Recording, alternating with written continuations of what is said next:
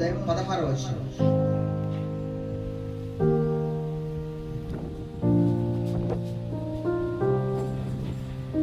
దేవుడు ఈ లోకమును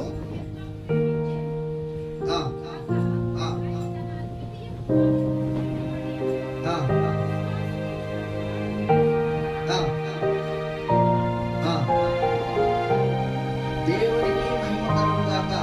దేవుడు లోకాన్ని ఎంతో ప్రేమించాడు కాబట్టి ఈ రోజు నీవు నేను చేసే ప్రతి క్రియలను చూస్తూ కూడా మనలో క్షమిస్తున్నాడంటే ఆ క్షమాపణలో దేవుందంటే దేవుని ప్రేమ ఉంది. దేవుని ప్రేమ ఉంది కాబట్టి ఈ రోజు నీవు నేను కూడా బ్రతికున్నాం. లేకపోతే మనం చేసే క్రియలు అంతా ఇంత కాదు, మనకు కూడా తెలుసు.